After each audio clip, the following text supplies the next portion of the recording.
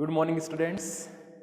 Previous class में अपन ने chromosomal mutation अर्थात गुणसूत्री उत्परिवर्तन टॉपिक स्टार्ट कर लिया था, जिसमें अपन ने ये देखा कि क्रोमोसोमल म्यूटेशन कहते कैसे हैं। सर्वप्रथम इसकी खोज किसने की?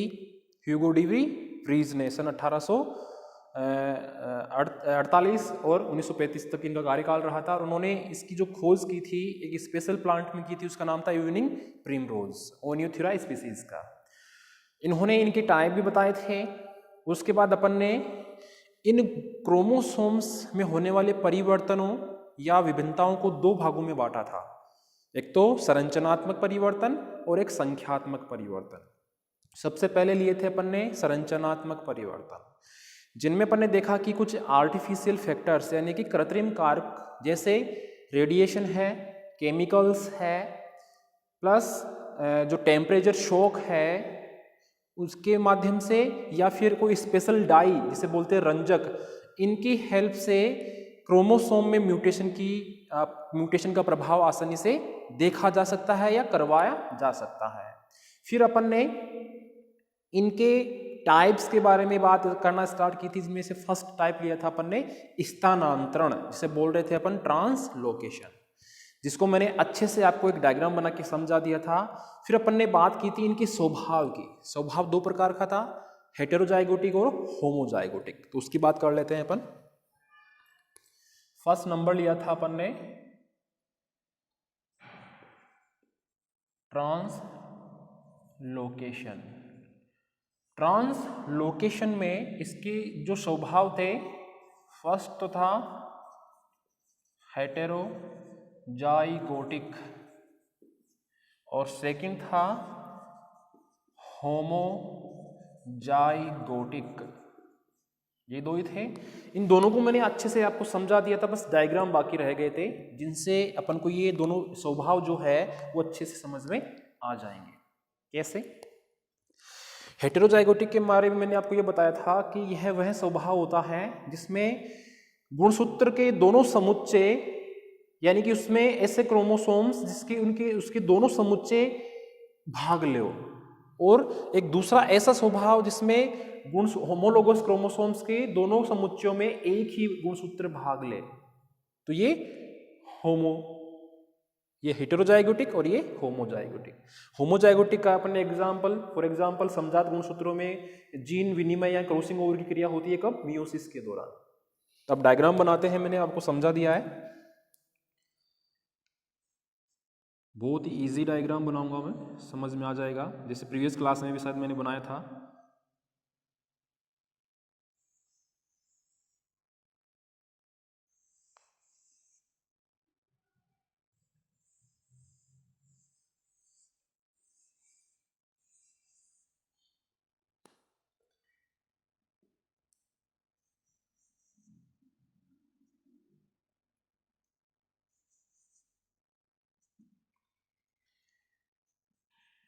ये कोई एक नॉर्मल सेट ऑफ क्रोमोसोम्स है।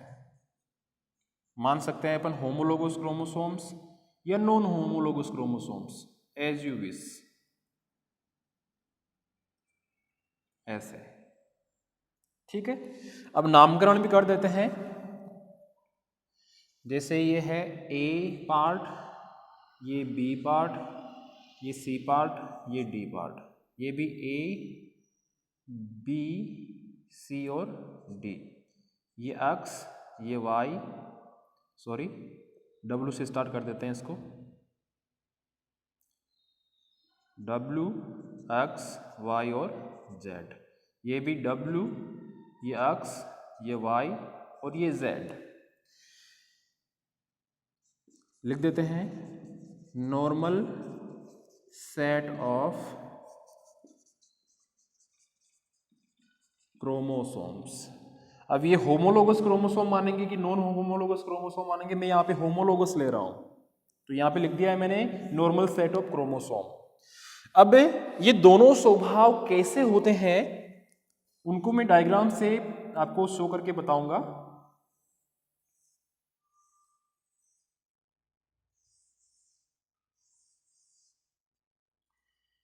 ये ए, ये बी, ये ए और ये बी। लेकिन जैसे मान लो कि होमोजाइगोटिक स्वभाव ले रहा हूं मैं ट्रांसलोकेशन का, तो इसमें इस एक गुणसूत्र का ये वाला भाग टूटकर यहां पे आ गया इसके पास, और ये वाला टूटकर यहां पे चला गया। तो कैसे प्रदर्शित करेंगे इसको? ये वाला टूटकर यहां आएगा, तो यहां पे मैंने क्या लिख दिया, वाई जेड, वाई जेड। यानी एक गुणसूत्र के दोनों इसमें क्रोमेटिड्स भाग ले रहे हैं। ठीक है, तो ये चीज नोट करनी है अपन को। ऊपर वही सेम का सेम, दूसरे में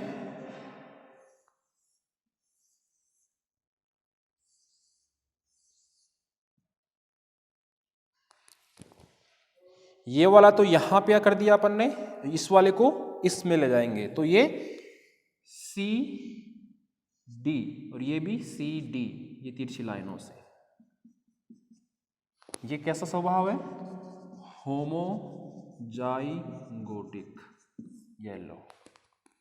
यानी ये वाला भाग टूटकर इसकी जगह चला गया और ये वाला भाग टूटकर यहां पे आ गया। सेम ऐसी क्रिया कहां होती है? मियोसिस या अर्धसूत्रीय विभाजन में विजीन विनिमय के दौरान या क्रॉसिंग ओवर के दौरान। दूसरा स्वभाव देखते हैं हेटेरोजाइगोटिक।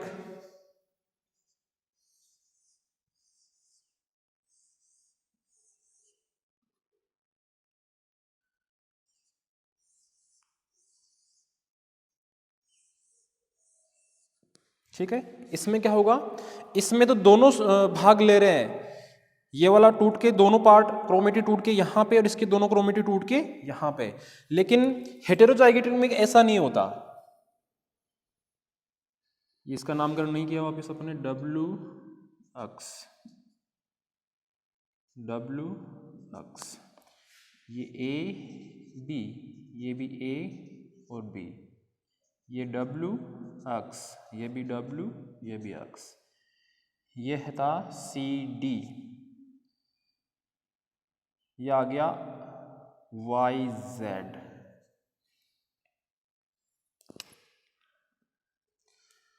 और यहां पे आ गया मान लो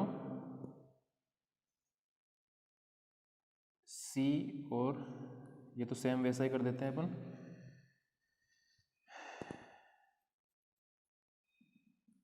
इसमें हेटेरोजाइगोटिक में एक ही गुणसूत्र का आदान प्रदान होगा, सेगमेंट का आदान प्रदान होगा। तो इस वाले भाग को मैं अलग कर रहा हूं, ये हो गया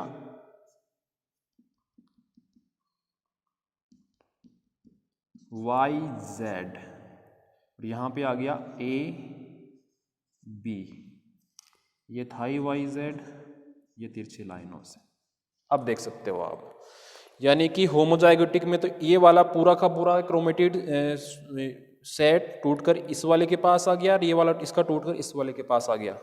ठीक है, इस वाले में यानी कि एक ये वाला टूटा है, ओनली एक सी डी टूट के इस वाई जेड की तरह की जगह आ गया है।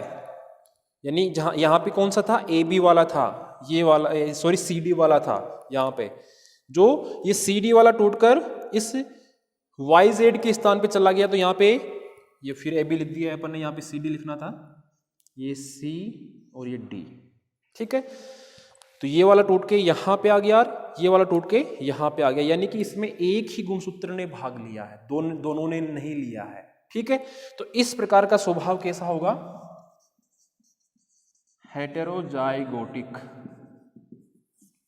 तो ये डायग्राम भी आपको नोट्स में बनाने हैं, जो समझने में बहुत ही इजी है।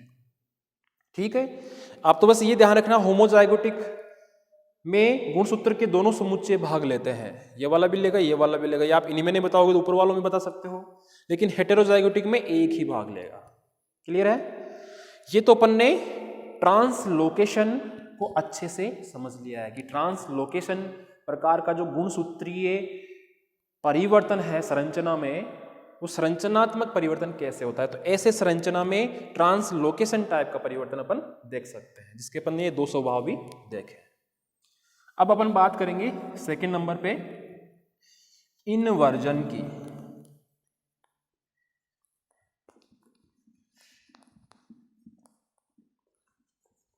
इनवर्जन जिसे बोलते हैं प्रतिलोमन या व्युत्क्रमण।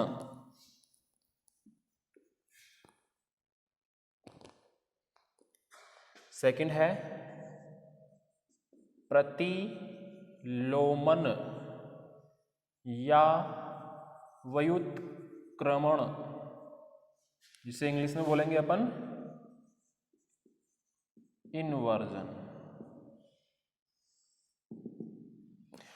यानी कि जो सीक्वेंस थी गुणसूत्रों में, जो जीन की संख्या थी वो तो अपरिवर्तित रहती है, लेकिन जो सीक्वेंस थी कि ए बी सी डी, यह सेम सीक्वेंस ना होकर उल्टी फुल्टी हो जाती है। इसे बोलते हैं अपन इनवर्जन या प्रतिलोमन या व्युत्क्रमण। कैसे? समझ तो लिया अपन ने कि इस संरचनात्मक परिवर्तन के दौरान गुणसूत्रों पर जीन्स की संख्या तो अपरिवर्तित रहती है, लेकिन मैं लिख देता हूं, क्रोमोसोम्स की संख्या कैसी रहेगी? अपरिवर्तित। यानी 10 है तो वो 10 ही रहेंगे, 12 नहीं होंगे या 5 नहीं होंगे, संख्या अपरिवर्तित रहेगी। लेकिन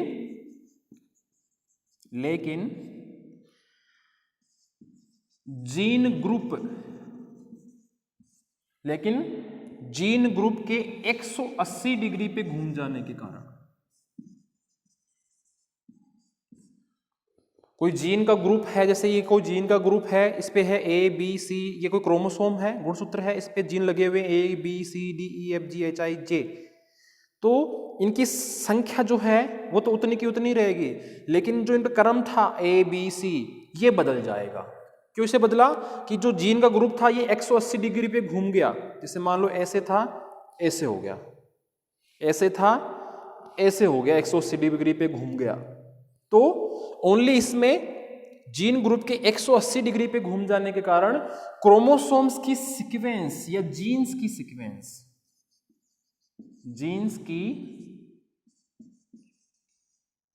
सीक्वेंस इसे बोलते हैं अपन अनुक्रम, ये बदल जाता है।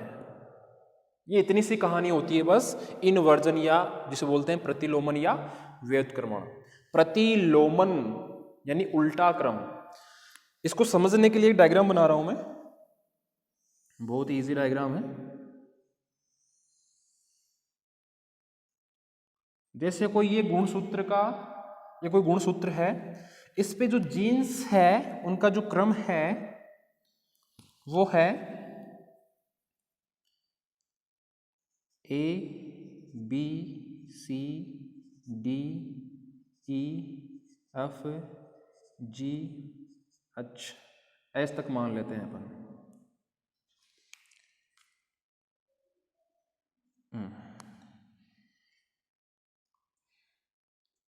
ये लो जी, ठीक है। अब अपन ने लिखा है कि जीन का ग्रुप, ये ग्रुप मान लेते हैं, इसको 180 डिग्री पे घूम जाए ये, यानी कि ये कैसा हो जाए? ऐसे हो जाए। तो ध्यान से देखना,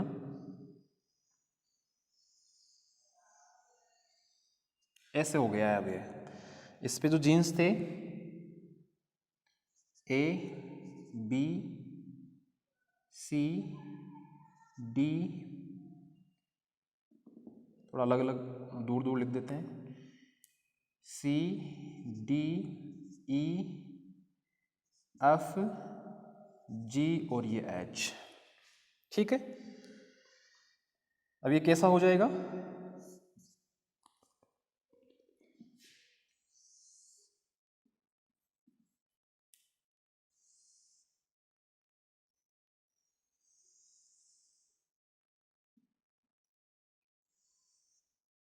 अब ध्यान से देखना, पहले जो सीक्वेंस थी, जो जीन्स की जो संख्या थी वो तो अपरिवर्तित रहती है, अपन को पता है, लेकिन जीन्स की सीक्वेंस या अनुक्रम बदल जाता है। ये सीक्वेंस थी ए बी सी डी, जैसे एबीसीडी होती है वैसे। अब बदला कैसे? 180 डिग्री पे घूमने के कारण ये ए है, ये तो आ गया ए, ये वाला भाग टूटा और डायरेक्ट इससे जुड़ गया, तो ए के बाद डायरेक्ट क्या आ जाएगा? F. F E D C B। ए डायरेक्ट, ये वाला भाग जो है ये डायरेक्ट जुड़ गया इससे, और ये वाला भाग जुड़ गया इससे। ठीक है, तो ए कैसे पढ़ेंगे इस सीक्वेंस को? अब A F E D C B, B के बाद जी, ऐसे जी और एच, ये जी और ये एच। ये लो, संख्या तो उतनी ही है जीन्स की, लेकिन इनकी सीक्वेंस चेंज हो गई। इनका क्रम जो था ये वाला, ये अब चेंज हो गया। तो देखो पहले A B C D E F G था, अब कैसे हो गया? A F E D C H, ऐसे हो गया। तो नेक्स्ट डायग्राम कैसे बना सकते हैं अपन? जो पहले बनाया था अपन ने, ऐसे।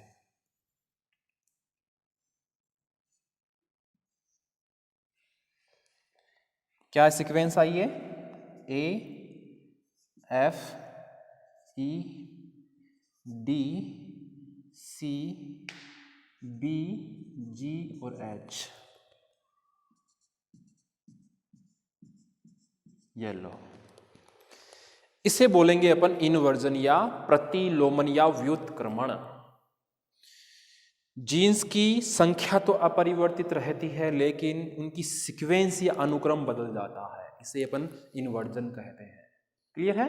ओके, ये डायग्राम आपको अच्छे से समझना है, समझ में आ गया होगा।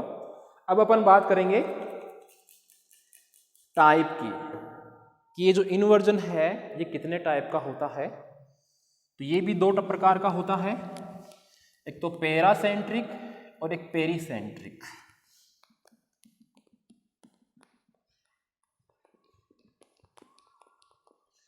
ये समझ में आ गया होगा आपको? मिटा देता हूं इसको भी।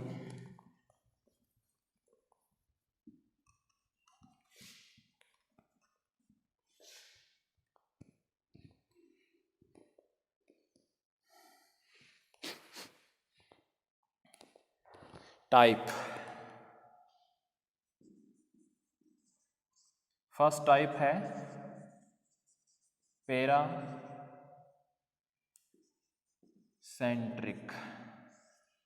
और दूसरा है पेरीसेंट्रिक इन्वर्जन। ये दो प्रकार के टाइप होते हैं इन्वर्जन के, ध्यान से समझना ये क्या होते हैं। सबसे पहला टाइप पैरासेंट्रिक, यानी कि यह ऐसा परिवर्तन है संरचना में जिसमें, जिसे मान लो ये कोई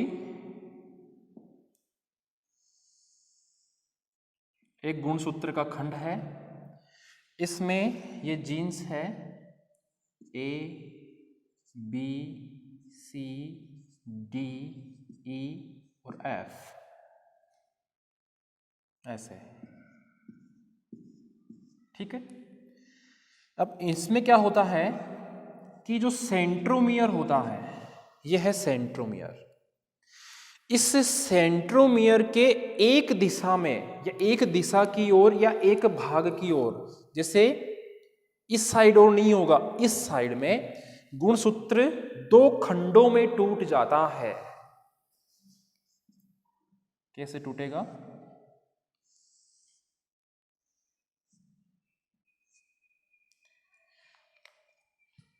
ए बी सी डी ई और एफ,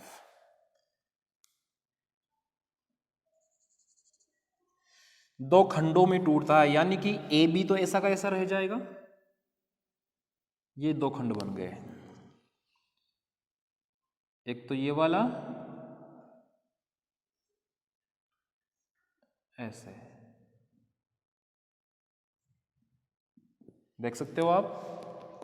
मैंने ये कहा कि सेंट्रोमियर की एक दिशा की ओर गुणसूत्र दो खंडों में टूट जाता है। एक भाग यहां से टूटा, एक तो बी और सी के मध्य से, और एक डी और एफ के मध्य से, तो ये तीन खंड बन गए।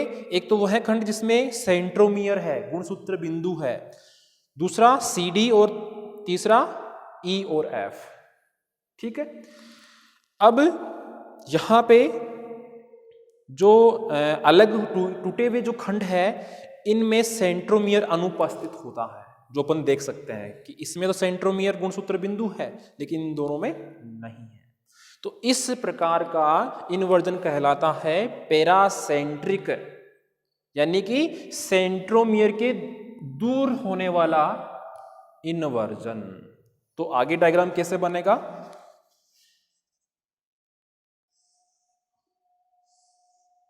इन्वर्जन में अपन को पता है कि सीक्वेंस चेंज होती है, बस संख्या में कोई परिवर्तन नहीं होता है, तो सीक्वेंस भी चेंज करनी है अपन को।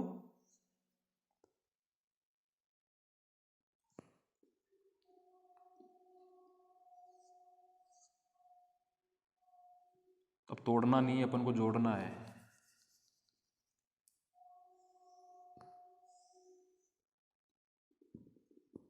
तो अब सीक्वेंस क्या आएगी, ध्यान देना, ए बी डी सी ई और एफ, ये आ गया सेंट्रोमियर।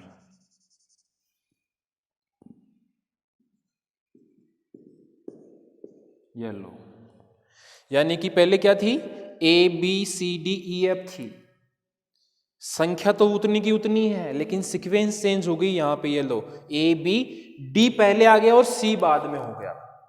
ठीक है, ये परिवर्तन कहां पे हो रहा है? संरचनात्मक परिवर्तन सेंट्रोमियर के एक दिशा में हो रहा है, गुणसूत्र दो खंडों में टूटने के कारण।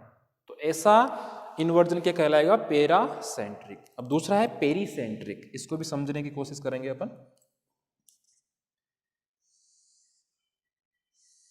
ये कोई गुणसूत्र है और ये उस पे उपस्थित जीन्स है, ए बी सी डी ई और एफ। ठीक है, अब इसमें क्या होता है कि इन्वर्जन करने वाले गुणसूत्र खंडों में सेंट्रोमियर होता है, यानी कि इसमें देखा था कि जो इन्वर्जन करने वाले खंड थे वो ये थे, इनमें सेंट्रोमियर नहीं था, नहीं है, लेकिन इस प्रकार के में होगा। जैसे अपन मान लेते हैं कि यहाँ पे सी और डी के बीच में है या ई और एफ के बीच में मान लिया, यहाँ पे येलो। क्लियर है? अब आगे डायग्राम कैसे बनेगा?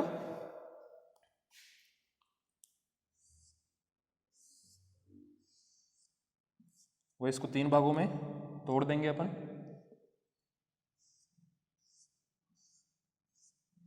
एक तो हो गया ए बी,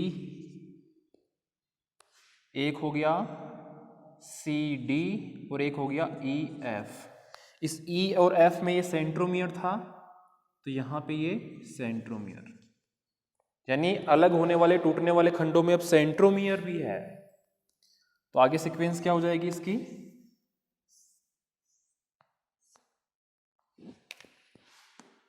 ए बी, वहीं डी और सी, ई और एफ, ये सेंट्रोमियर। ये लो, बस थोड़ा सा अंतर आया है सेंट्रोमियर का। तो सेंट्रोमियर की टूटने वाले खंडों में उपस्थिति के आधार पर ही पैरासेंट्रिक और पेरीसेंट्रिक, तो अपन आसानी से इसको समझ सकते हैं। संख्या में कोई परिवर्तन नहीं हुआ है जीन्स की, लेकिन सीक्वेंस में परिवर्तित हो गया। जो ए बी सी डी थी वो अब ए बी डी सी हो गई है। तो इस तरह से अपन पैरासेंट्रिक और पेरीसेंट्रिक इन्वर्जन को आसानी से समझा सकते हैं। क्लियर है? ठीक है, चलते हैं नेक्स्ट टाइप पे। ये समझ में आ गया होगा आपके।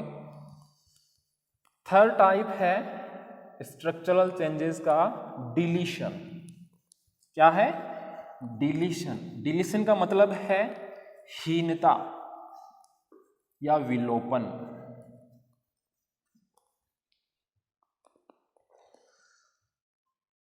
थर्ड, विलोपन या हीनता। हीनता का मतलब ही क्या होता है? कमी, जिसे अपन बोल सकते हैं डिलीशन, बोल सकते हैं ना। तो ध्यान से समझना, डिलीशन या हीनता या विलोपन टाइप का संरचनात्मक परिवर्तन कैसे होगा कि कोई गुणसूत्र खंड है, कोई गुणसूत्र है, जैसे मान लो कि ये कोई गुणसूत्र है,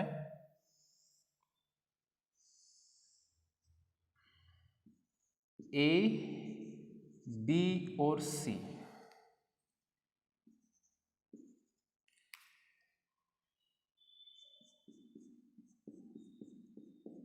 ठीक है।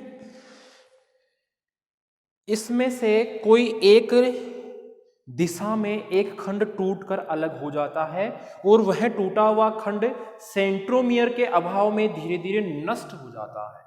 तो इस प्रकार के संरचनात्मक परिवर्तन को डिलीशन या हीनता या विलोपन कहते हैं। जैसे मैंने कि आपके सामने एक गुणसूत्र बनाया है, उसमें जीन्स जो है ए, बी और सी, 3 गुणसूत्र हैं। इसमें से मान लो कि ये गुणसूत्र का ये सी वाला खंड टूटकर अलग हो जाता है और इसमें अपन देख रहे हैं कि इसमें सेंट्रोमियर नहीं है, तो ये धीरे धीरे नष्ट भी हो जाता है। तो इसे क्या बोलेंगे अपन? डिलीशन बोलेंगे। ये डिलीशन भी 2 टाइप का होता है। कितने टाइप का?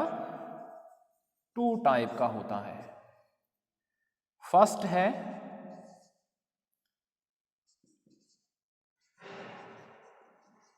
Terminal deletion.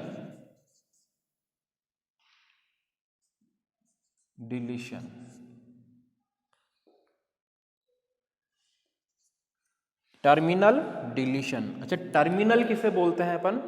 टर्मिनल बोलेंगे लास्ट का भाग। जैसे ये मार्कर है, इसका लास्ट का भाग एक तो ये रहा, एक ये रहा। तो ध्यान से सुनना, गुणसूत्र के एक दिशा में या एक सिरे की तरफ एक गुणसूत्र का एक खंड टूटकर अलग हो जाता है।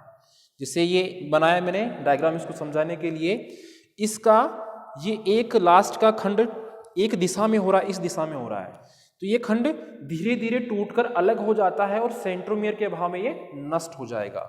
ये टर्मिनल यानी कि लास्ट वाले भाग में हो रहा है, बीच में नहीं हो रहा, इसलिए इसका नाम क्या है? Terminal deletion. तो आगे डायग्राम कैसे बनेगा?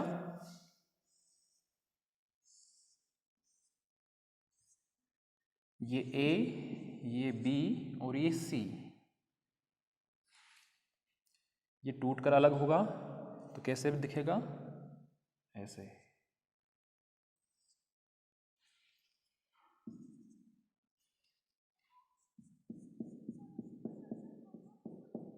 ठीक है, जो धीरे धीरे क्या हो जाएगा?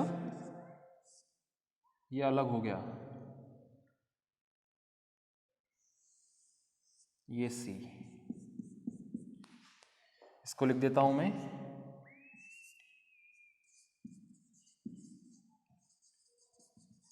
डीजनरेट, यानी कि नष्ट हो जाता है। तो बचा क्या है इसमें?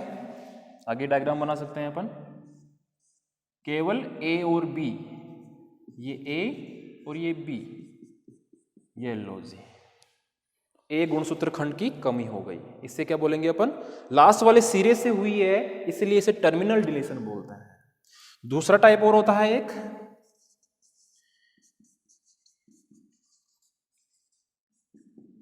इंटरकेलेरी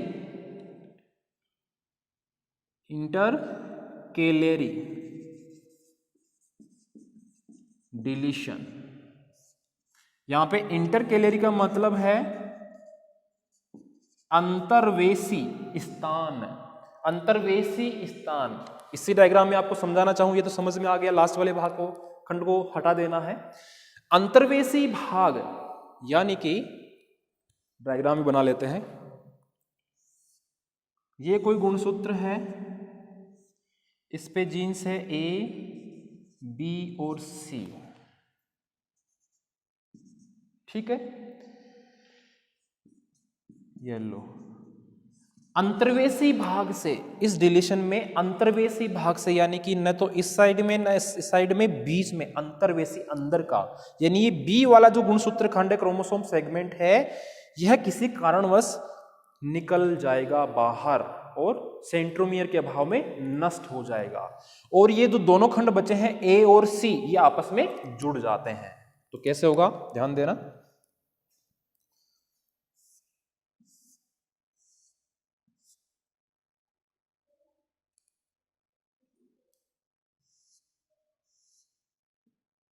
इसको थोड़ा अलग बना देते हैं अपन, ताकि थोड़ा दिखने में अच्छा, समझने में भी अच्छा।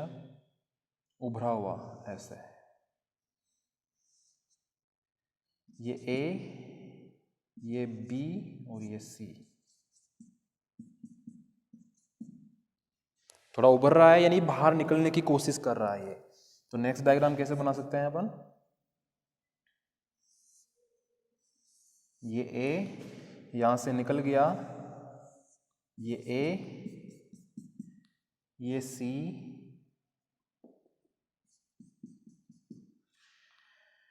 और ये निकल के नीचे आ गया है बी, जो क्या हो जाएगा, नष्ट हो जाएगा धीरे धीरे सेंट्रोमियर के अभाव में। फिर मैंने कहा कि ये दोनों अलग हुए, ए और सी खंड ये आपस में जुड़ जाते हैं। नेक्स्ट डायग्राम कैसे बना सकते हैं अपन,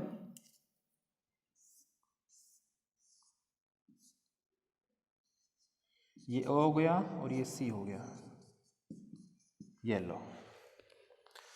तो इंटरकैलरी डिलीशन किसे बोलेंगे, यानी गुणसूत्र की किसी अंतर्वेशी यानी अंदर के स्थान, यहाँ पे अंदर का कौन सा है, बी वाला गुणसूत्र या गुणसूत्र खंड धीरे धीरे टूटकर अलग हो गया और नष्ट हो गया सेंट्रोमियर के अभाव में। अब जो दोनों अलग हुए खंड है ए और सी, ये आपस में जुड़ जाते हैं। तो इस प्रकार का डिलीशन इंटरकैलरी या अंतर्वेशी हीनता या विलोपन कहलाती है। क्लियर है। अब इसका महत्व क्या है, उस महत्व को अपन समझने की कोशिश करेंगे। ये क्लियर हो गया आपके, हटा दे रहा हूं उसको।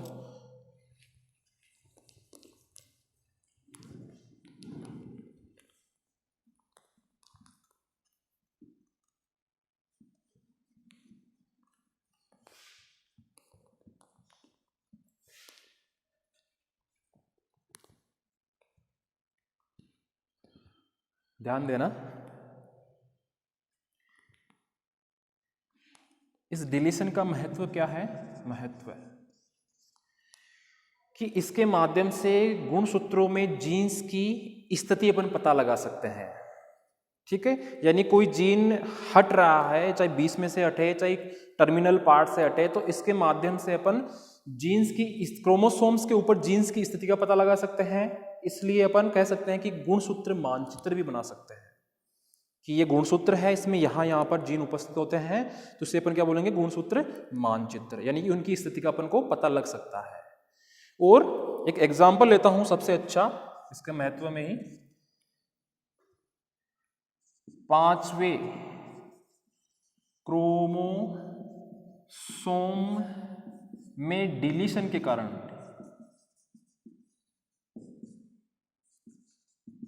चाइल्ड में या चाइल्ड्स में क्राइडुचेट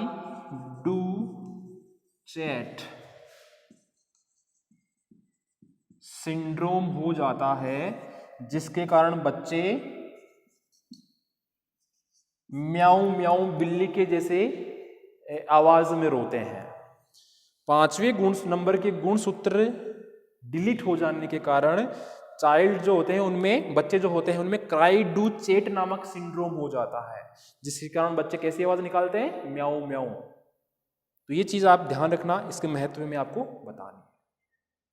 नेक्स्ट क्लास में अपन संरचनात्मक परिवर्तनों का लास्ट टाइप डुप्लीकेशन जिसे बोलते हैं द्विगुणन को समझेंगे। तो इस क्लास में इतना ही, धन्यवाद।